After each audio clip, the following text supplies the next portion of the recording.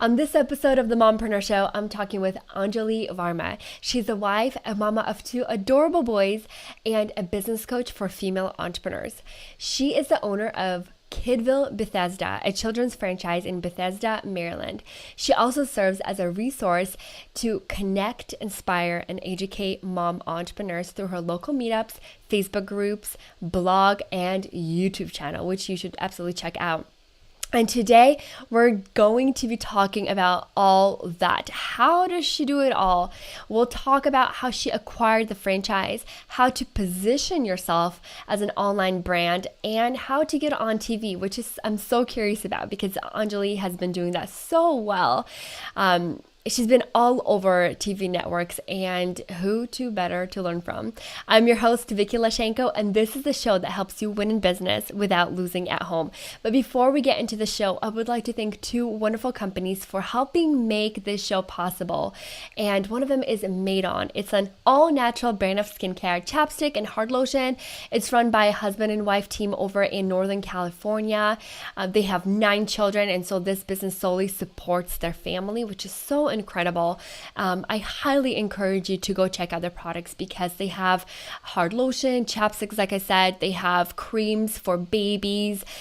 It's really wide range of products, all natural and as little as 3 ingredients. Pretty amazing.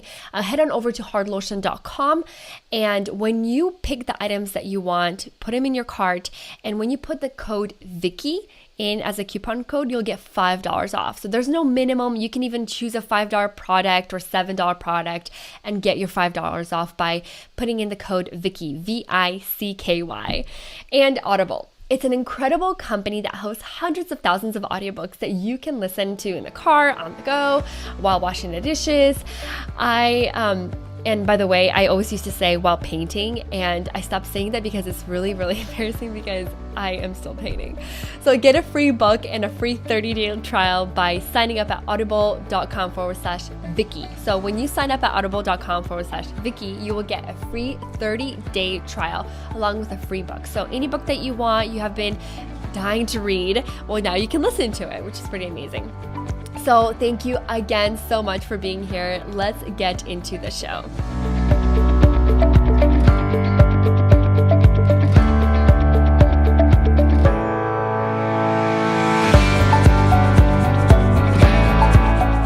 Anjali, welcome to the show, sweetheart.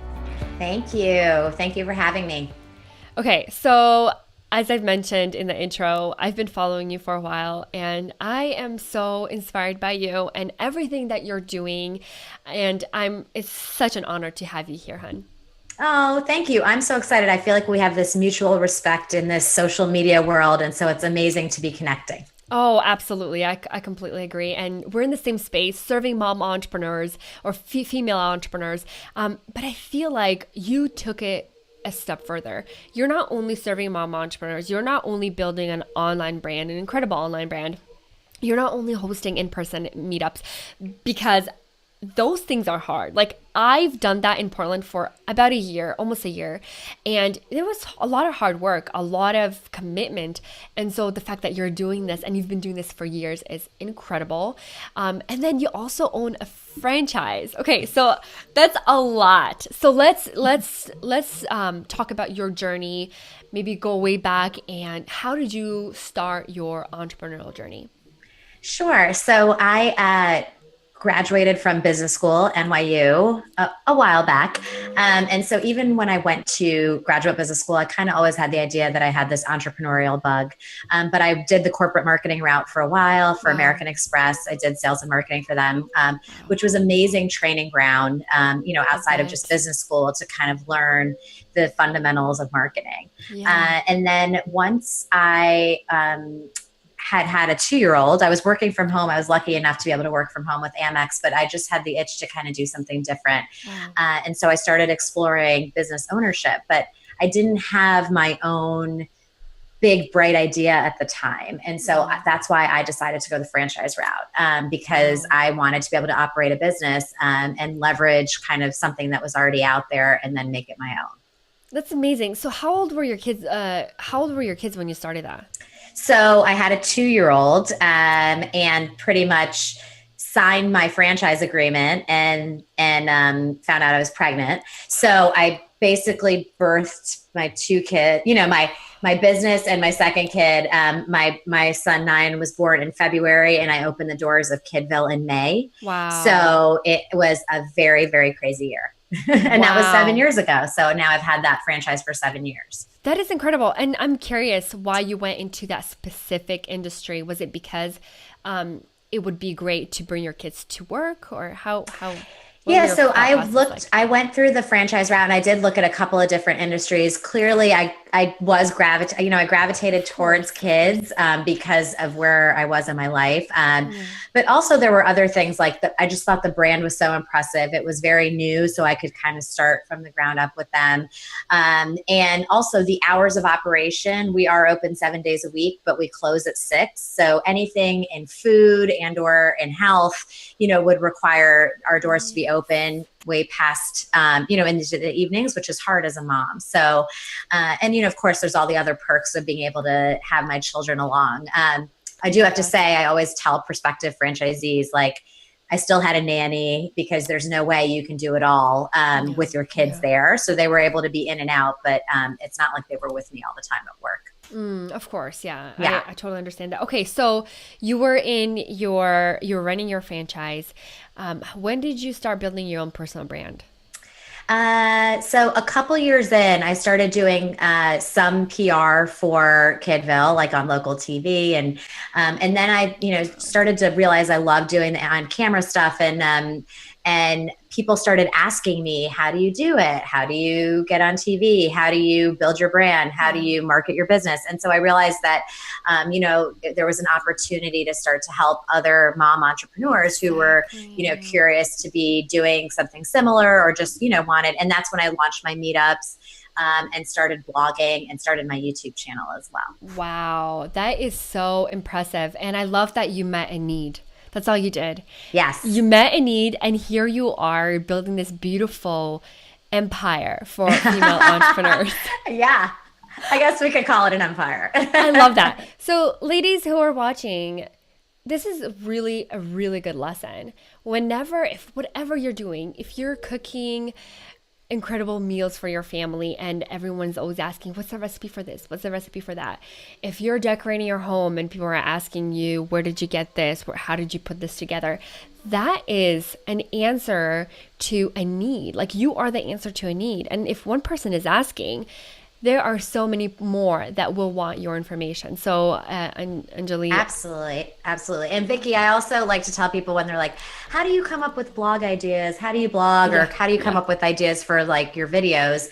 Oftentimes it's the same thing. Someone has asked me a question and I'm answering the question. And, so that's kind of a great tip for creating content as well. Exactly. I love that. Actually, just the other day, I was going through all the emails, because all the emails that I get from listeners, like probably you who are watching right now, I put them in a separate folder and I just go through them sometimes. But I'm like, I really need to get my game on creating that content, as far as like really short and sweet videos, kind of like what you're doing on YouTube, and just answer to questions, because I haven't been doing that. So there's only so many hours in the day. It's true. I agree. And I love that you said that. And, we focus on what's important to us. And like a lot of times, and like so many of mom entrepreneurs said on the show, is that we want to do everything. We want to do this and that and, everything. But there's no time for everything. And we just got to pick what's important to us. Absolutely. So Anjali, by the way, your name is so beautiful. I always pronounced it differently every time.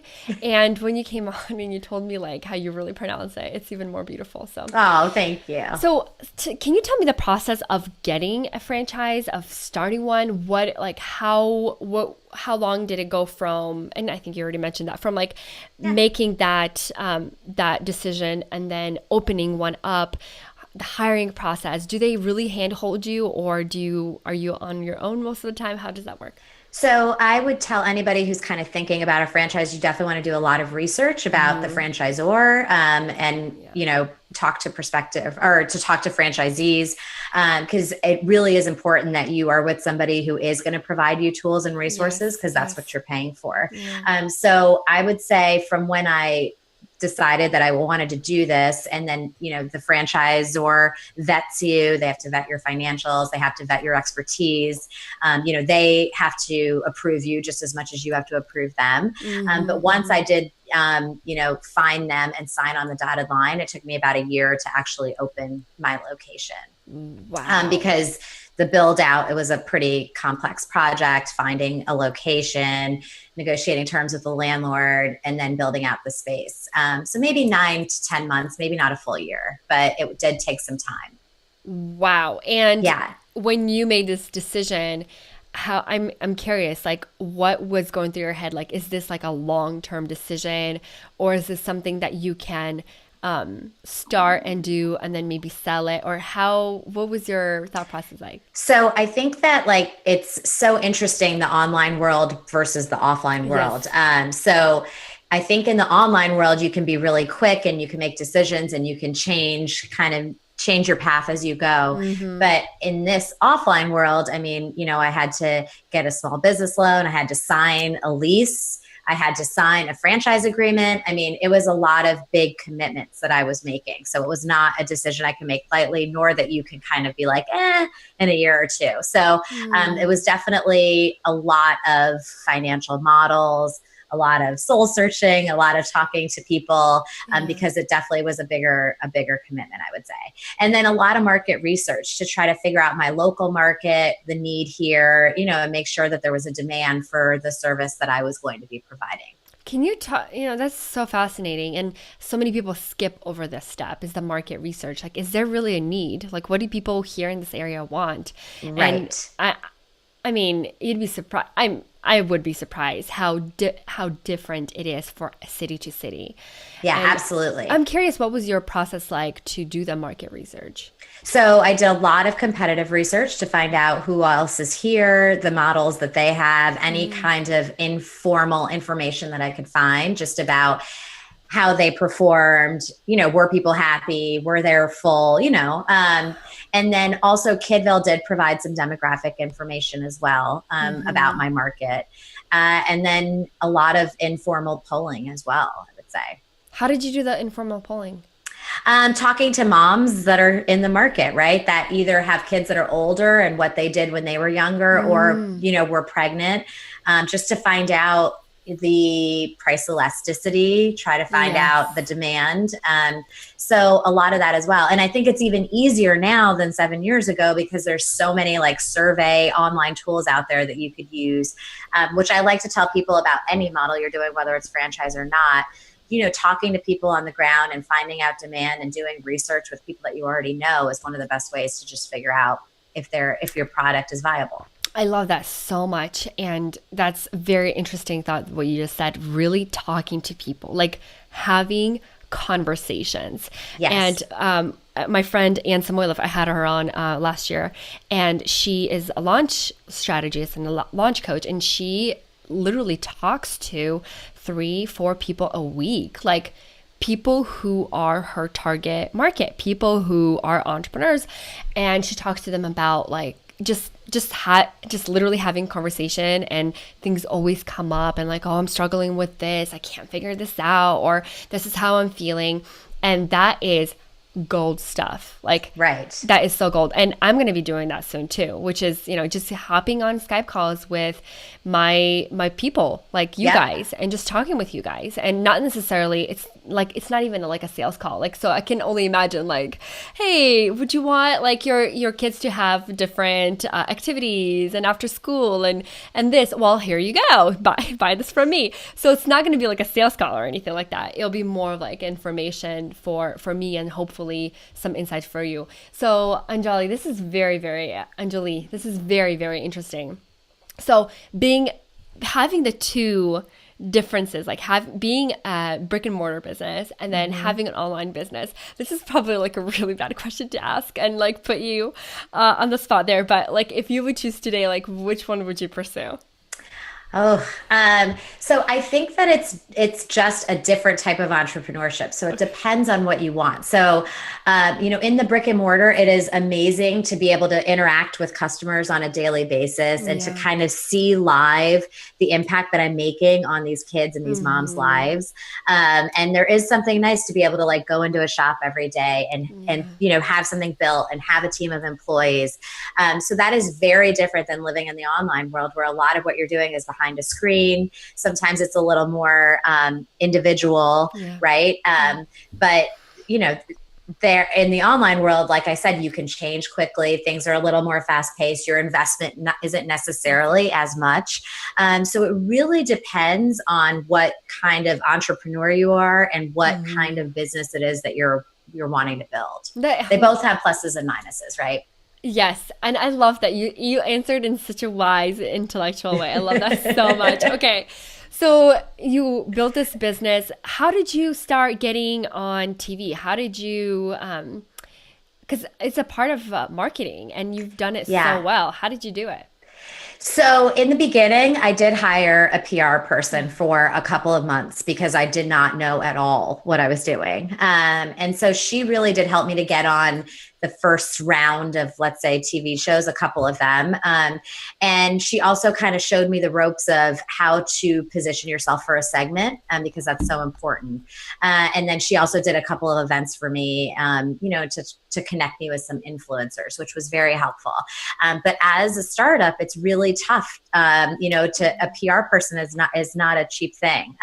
So Yeah. that was an investment I decided to take on my own. But after that, small commitment, I realized that I had kind of learned enough, and I tried to glean as much as I could from her to start to be able to do it on my own. So then I, started becoming familiar with who the producers are. I learned Yes. how to craft my own pitch. And as you mentioned before, I would say I'm a hustler and like I don't give up. So I would continue to pitch myself until I started to kind of become heard, essentially. Amazing. Which, yeah. Okay, that is amazing. Okay, so you don't give up, you hustle, you continue to pitch. But how do you position yourself? What's the magic in positioning? So I think that you have to know that you have to have an idea of segment ideas that would be interesting to the average consumer. So you're not trying to be a commercial for yourself or your business because nobody's going to put you on for that. It's Yeah. much more about you being on, providing valuable content, and then also being able to say at the end, like, oh, here is who I am and or my website. So it's kind of like putting together blog post ideas, but you're putting together segment ideas in a 2 or 3 minute, something that could be concise in a 2 to 3 minute segment that a producer and or a consumer would want to kind of see about. So how do you pitch that to? I'm totally picking your brain on this, by the way. Yeah, yeah, yeah, How do yeah. you pitch your different segments to a producer? So, just so you know, I'm coming out with a course on this, like a mini course, because That is so. so many people ask me, and it is in part of my bigger course, Marketing on a Shoestring Budget. Like, how do you pitch yourself without hiring a PR person? Oh, I love So that. that stay tuned for that. But I would say that once you can find out who the relevant people are, think about what it is that you offer. For instance, with me, the Modern Mompreneur was my blog at the time and still kind of is that. But I knew that the entrepreneurial side is much harder for like a morning TV show. They don't necessarily do a lot on the business side. So I stuck more to the mom side of things when I was pitching for any local morning show. And I start thinking about what the pain points are for moms and or seasonal things that are coming up. So Mother's Day, Father's Day, summer camp, and start thinking about different tips I could provide to moms about any of those topics. And then putting that together and kind of emailing that to a producer. So thinking about whatever it is your industry is, if it's cosmetics, if it's food, how do Very you look cool. at holidays, seasonality, anything relevant going on in the world right now, and what are 3 to 5 tips that you could be providing to moms and or whoever that customer is, and somehow integrating your product or service in a really subtle way into some of those tips is what I usually tell people. Yeah, Does that and make sense? absolutely. I mean, it just really following the trend and the season. And And obviously they put your name up on the screen. And Exactly. Yeah. so some people completely fall in love with your personality and they're like, who is this woman? I want to check her out. And they Google you. I mean, we live in such a beautiful online world right now where people can just look you up by Googling you. Yeah, And I do want to say, so yeah. if you are trying to pitch yourself though on TV, it really helps to have some sort of on-camera experience for people to Yes. see. So even for me, I can't remember which I did first, but I'm pretty sure I did my YouTube channel first. But some of those videos I could at least direct producers to, so they could see my on-camera experience and the fact that I'm not going to freeze when they kind of pan to me. So I also like to tell people that if even if you shoot a couple videos, if nothing more, to be able to show people your on-camera experience, it's kind of a chicken and an egg. Otherwise, they want to see your TV experience, but if you've never been on TV, how do you show that? So I love that. Okay, that's yeah. really, really helpful. Okay. So, oh, that's so good. And do they prepare you? Like, do they say, okay, this is specifically what we're going to ask you? Do they do like a rundown? No, Oh, wow. not really. So you need to have and this is exactly why, like, I feel like it helps to just have a snippet, like a mini crash course for people on what to do, Yes. because you want to have your whole script kind of in your mind, but it's never going to go the way that you think it is. So you just need to know those 5 points that you're trying to get across, but you have to be able to think on your feet, because the hosts, a lot of times they come up like literally 30 seconds before you're about to go on. And you want to make sure they know how to pronounce your name, and you want to make sure that they know what your business is, but then it's kind of like action, and you got to be able to think on your feet. Oh my goodness. Okay, so this is another question. Okay, last question about TV. Yeah. And ladies, I hope you're enjoying this because this is really good stuff. And you can integrate this with your handmade business, because I see some handmade mamas here, with your Nelly. I think, Nelly, you're from Malona Walls, right? I mean, you're very active in Portland in the community. Like, this is gold, ladies, seriously. And don't think that you're not ready for it right now. Like, don't ever think that, because you're never ready. You're never ready to have a baby. You're never ready. Like seriously. So true. So just take action, take those first steps. So, okay, Anjali, let's say, Anjali, please forgive me. Please forgive me. Okay. I'm horrible with names. You keep correcting yourself, so it's good. I do. And I don't even go back and edit this out. So, shame on me. Anyway, so you mentioned that the host comes up on stage literally like right before you go live. So you might not even like have met the host before. That's So right. how do you find the producer who to pitch to? So that can be a little bit harder. LinkedIn is a good place to look. The credits after a show are a good place to look. And then you can usually find like sorry. You can usually figure out what the email address is, whether it's like at fox5dc or whatever it is, .com. Yes. And then it literally is persistence. Like you just have to, and through LinkedIn and other channels, you can figure out who knows who as well to maybe get an intro. But there have been several times that I have emailed 4 or 5 times before I ever hear back, from somebody. So it definitely is a time commitment, I would say. Okay, so have you And social media is another really good way to find people. Okay, are you thinking maybe Twitter? Like, is Twitter good? Yeah, like Twitter, Instagram, starting to follow people, comment on things. That's another great way to be heard, or to reinforce once you've sent an email. If you start popping up in their feed as well, it's just another good way. That's so good. That is such a good tip. Yes. So good. Okay. Well, we're going to move on from the TV, because I mean, I can just pick your brain all day long. Okay. So, and I'm sure that you have a very similar experience with getting to write for Washington Post, pitching yourself to speak, or is that a little bit different? Well, yeah, that's a little bit different. Oh, those the same. I think I'm a huge fan of networking. So, yes. I think that that because I do a lot of content on networking and how it's so important as a business owner to build your own personal brand, whether you're in the online world or the offline world. And so the Post opportunity actually came from me networking and meeting somebody, an editor at a conference, and then following up with her and continuing to follow up with her. And then, having enough blog posts that show my writing style to then be able to write for the Washington Post. But that was just a matter of more in-person networking, which also can help you to get on local TV as well. So yeah, that was more on that side. And I have to say that networking is huge. I mean, networking has completely transformed my business, like hands down. It's amazing. Yeah.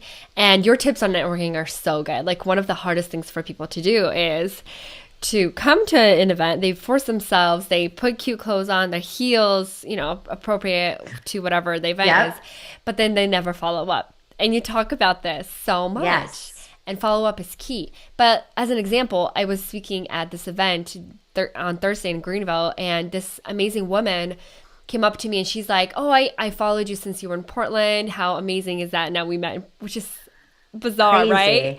Right? Amazing. Yeah.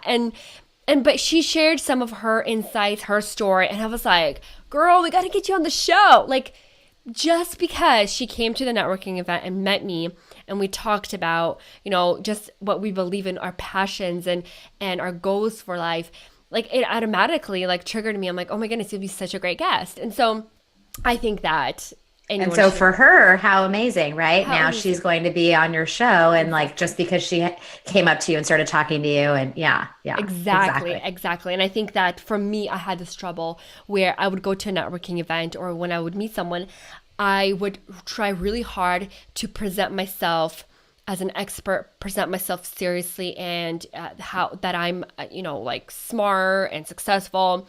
But coming from that perspective never ever helped me.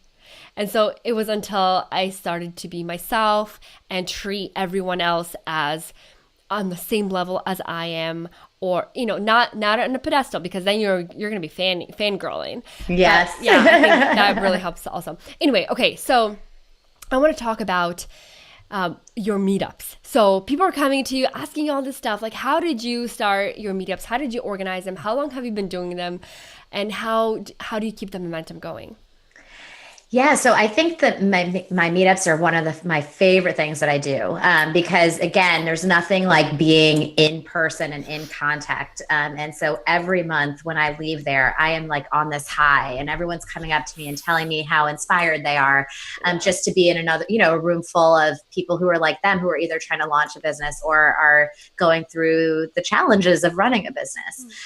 So it was really the same thing where I felt like people were asking me, how do I do this? Or who do I talk to about this? And I realized that there was an opportunity to start bringing experts in, sometimes it's me, sometimes it's not, to start to answer these questions. And so, and also just to have, to be able to share resources and tips with one another.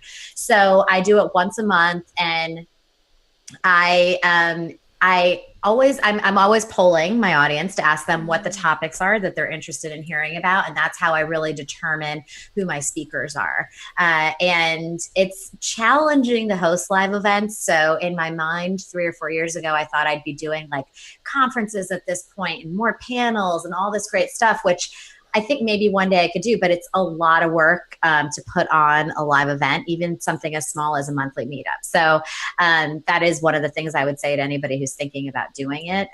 It's just figuring out the venue, getting people to commit early, because everyone is busy and they don't want to buy a ticket until the last minute, figuring out your speaker and the logistics, but it's been really great to be able to kind of connect with different mom entrepreneurs every month. Oh, that's amazing. Okay, so can we talk about charging people for events? Your events are always packed full. Always such incredible ladies there, so much great value, so much energy. And you're right about like feeling so inspired and on such a high. So how were you able to just, start charging, and how did you come up with the price amount? The reason I'm asking is because when I started the meetup in Portland, it was full of mom entrepreneurs. It was absolutely amazing, but I was scared to death to charge for. Yeah. So, and I didn't charge for the first 6 months. It was free just to see if there was a demand. And since I had Kidville, I had a physical space. So I was able to bring people into my venue. It was a great marketing opportunity for my location as well, Wow, right? that is so Um, smart. yeah, so I was able to do that for free for about 6 months and figure out if there was even a demand in the market. And then I was really terrified to charge for sure. And even now, I'm priced at $20, and I'm looking at like figuring out if I move to a monthly membership and or what I do now. But definitely once I started charging, I used to have, let's say, 50 people come, and it dropped to like 20 or 25. But I was okay with that because those 20 or 25 were serious women who were willing to invest a little bit, to be able to connect with other serious women. So I think it's like everything else with business. You just kind of have to test and see. And I provided food. So it wasn't just like you're paying to show up, but it was more you're having breakfast and a networking opportunity. And then you just have to kind of have a little bit of faith in the value that you're providing, which I still have to remind myself of too. So yeah, That is that's, such a good tip. Remind yourself of the value that you're providing. That is so good. And it's totally quotable. And if ladies, if one of you can totally post that in the comments. Because I often ask myself, like, why am I even doing this? People are not even watching, or people are not even listening, or whatever it is. I mean, they're just, it's not even true. It's just made up stuff that your brain is yep. telling you. Just made up stuff. And then we completely disregard the value that we're adding. And so I love that you said that because especially as mothers, we're doing so much and we always think that we're not enough. Like we're doing so much for the kids, not enough. You are enough. Okay. That's it. The conversation about that is over. Okay. So love that you shared us with your awesome meetup techniques. But how did you get on the radar of all these people? Did you start it on meetup.com or do you use Eventbrite? I use Eventbrite, and I actually have found people have found me through Eventbrite. But also it, was a matter of me sharing with people who I knew were well connected and having them share with their networks. And also I'm involved in a couple of networking groups for female entrepreneurs and kind of sharing on those channels. And now it's really become more word of mouth.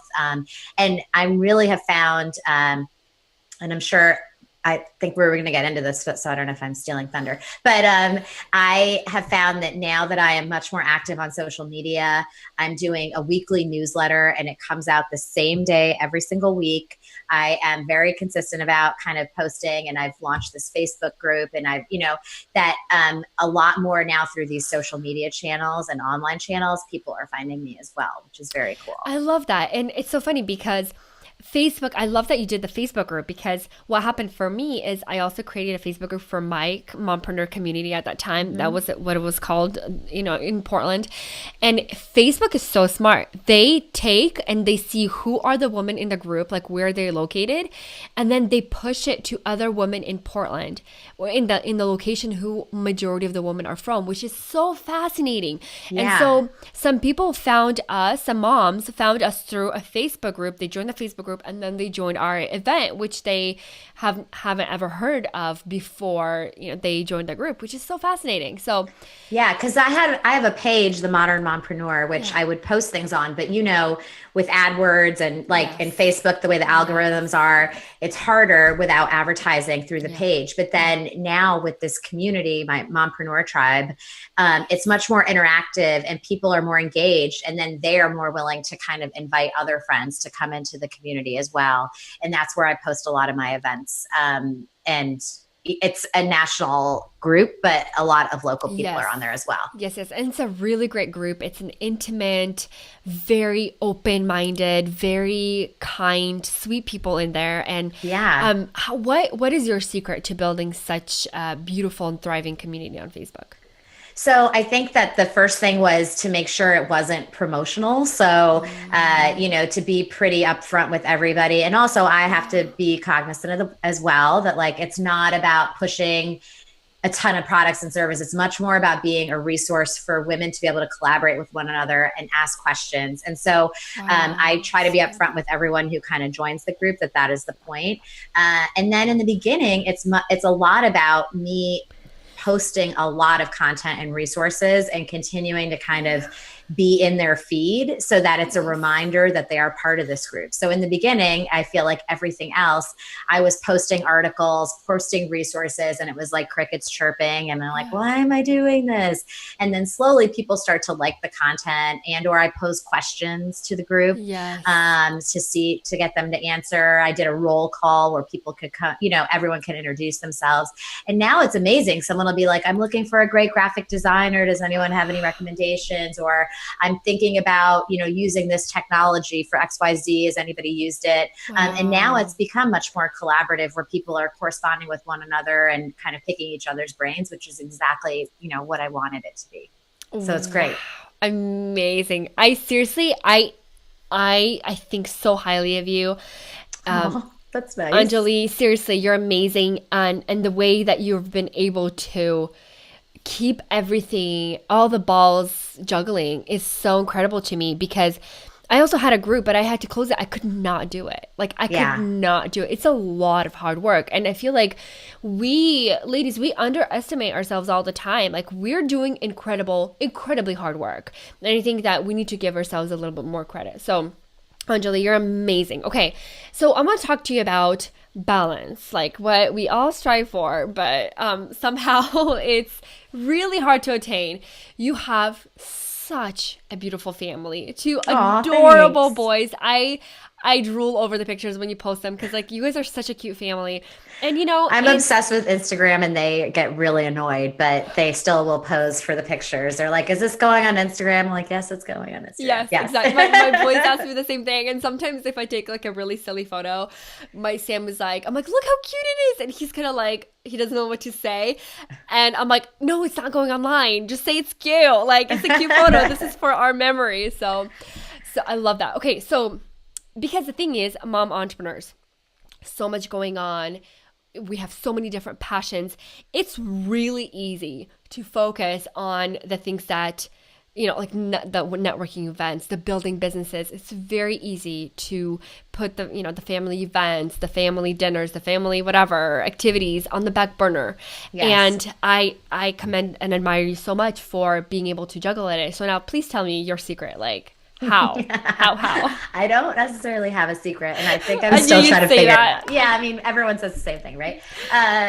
But I think, for one, my boys are a little bit older now, so they're 7 and 9. So after I pick them up from school every day, when they're doing their homework and or their reading time, which we require every night, I'm doing payroll sitting next to them, and or I'm doing work with them, right? And I do a lot of nights after they go to bed, I would say, and I do a lot of scheduling. So I kind of try to schedule time for whatever it is. And I would also say having goals helps. So one of my really big goals this year was to launch my coaching and also to build a following. And to do that, I know that there are certain things I have to do on a weekly basis to make that happen. So I think, being clear on your short and long-term goals and then creating to-dos around them is also helpful. What are the resources? And I agree. Goals are so important. Sometimes even writing them down has so much power than not at all. What are some of the resources that you use to plan those out, write down your goals? Yeah. So I don't have as many, I think, as most people, but I do have a vision board that I created. And I did a great video on it if anyone's interested, because I had a friend who is amazing and she's reached amazing goals as a result of her vision board. And so this was the first year I did it, and it sits literally in front of me at all times, just to remind me of some of the things that I'm trying to accomplish. And then I literally wrote down kind of the first Q1 goals that I had. And, I met some of them and I didn't meet some of them. And I realized that I had to reevaluate. So I think it's just constantly looking back to that list and figuring out if I'm somewhat on track. I love that. It really does keep you on track. And sometimes, we overestimate how much time we have, or overestimate how awesome we are, maybe. Yeah. No, I mean, I think definitely I had one or two things that I definitely want to accomplish by this year, but I just realized that I don't have the bandwidth to do everything, and I have to focus on one or two things instead of trying to do, a million. Well, I'm still working on that one, but Yes, I love that so much, Anjali. You are such a sweetheart. Like, this was so much fun. Like, I learned so much from you. And unfortunately, we have to go. But can you please share with us, where can we find you? Where can the mamas find you online? Yeah, so I'm at Anj Varma, ANJ Varma on Instagram and Twitter, and it's my Facebook community is mompreneur tribe. So you just search that in Facebook, and on anjalivarma.com you can find more about my coaching and some of my videos. Awesome. Thank you so much, Anjali. You're such a sweetheart. Thanks for having me. This was awesome. So wonderful to have you. Ladies, that was so amazing. And all the resources that Anjali mentioned, they're going to be on our blog on Wednesday. I know I haven't been super duper consistent with that. Sometimes they go up on Thursday, but that's the goal, Wednesday morning, for the blog to be up with all the show notes, everything that Anjali mentioned, her video, which you can totally just, you saw her name in the frame previously or in the description above. Just write her name and then in YouTube, and you'll see that's one of her, probably maybe like a couple months ago, maybe six-ish months ago, she posted the video about the vision boards, and then she has so much great videos on there, and I love the way she comes across in video. She's very professional, very to the point, and sometimes I'm like, oh, I should be doing those videos too, and I'm thinking I'm saying ums and uhs, and I go way off track so often that I don't know how that's going to go. But anyway, thank you so much for being here, watching us live. If you watch the replay, thank you so much, because I understand this is a lot of time investment for you. And if you love to watch the show, I know so many moms watch the show while folding laundry. Thank you so much. It's an honor to have you listen in and listen to the wisdom of incredible mom entrepreneurs. Again, thank you so much. I hope you will join us live next Monday at 10 a.m. Pacific, 1 p.m. Eastern, right here on Facebook Live. I was your host, Vicky Lashenko, and this is the show that helps you win in business without losing at home. Thank you again so much for watching, and remember that you are absolutely amazing. I will talk to you later. Bye-bye.